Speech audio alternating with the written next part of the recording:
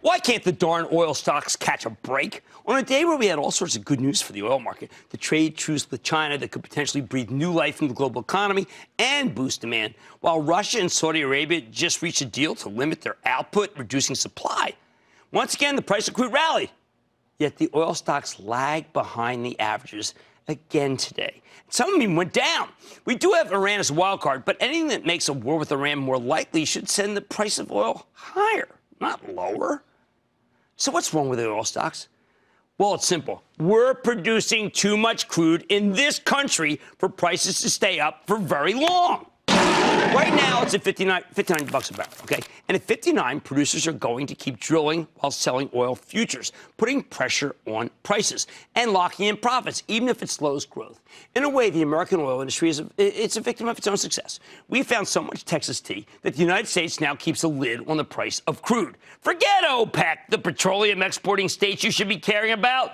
Well, come on, here they are. California, North Dakota, Oklahoma, California, Colorado, California there a couple times, New Mexico, Louisiana, and, of course, Texas. Okay. By itself, the Lone Star State is the third largest oil producer on Earth, behind only Russia and Saudi Arabia. Now, I'm not even including the nat gas states, Ohio, Pennsylvania, West Virginia. What am I, like in elementary school? You know what I'm talking about. A lot of investors refuse to believe that we're awash in oil. But every time people start buying these stocks, the smart money surfaces and knocks them right back down. Take ExxonMobil. Hey, the largest, right? At 4:45 a.m. today, yeah, I'm back to my old sleeping habits, Exxon was trading up $1.75. It looked like the stock would have a great day. But later, Exxon opened up just 50 cents, and it ultimately closed down 7 cents. That's incredible. If you bought the oils this morning, you got fleeced. Don't keep making the same mistake, people. The price of crude can go up, but it probably can't stay up, which is why the sellers always seem to overwhelm the buyers in the oil stocks. And the sellers are right. Look, in the last 5 years, America has increased its oil production by nearly 50% to about 12.1 million barrels a day. According to Scott Sheffield, the CEO of Pioneer Natural Resources, over the next 5 years, we could reach 17 million barrels a day, maybe more. We had Sheffield on the show a little over a month ago, and his predictions terrified me because when we own some oil stocks for the Charitable Trust that have really been duds, if Sheffield's right, they're going to keep being duds. Fortunately for members of the ActionAlertsPlus.com club, the trust also owned Anadarko before Chevron and Occidental both offered to buy it. But the oil stocks we've owned have been a disaster. Let's go back to the 12 million barrels a day of domestic production, heading to 17. The problem is there's only so much demand for oil. And governments around the world are trying to cut back on that demand because they're worried about global warming. And that's a recipe for lower prices. And our technology keeps getting better and better.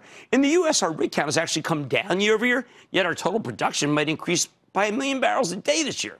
At the same time, natural gas, it's practically worthless. So all the drilling money flows right into oil. We have these massive conservation efforts. Electricity use is down 7% year over year. And that's in part because we're using more efficient light bulbs. That, combined with the massive glut of natural gas, has crushed prices. Put it all together, and it's very hard to justify owning the oil stocks here. No wonder the oil patch can't get out of its own way, even on a terrific up day for the price of crude, and a seemingly unified and largely irrelevant OPEC bent on trying to keep prices higher. Stick with Cramer.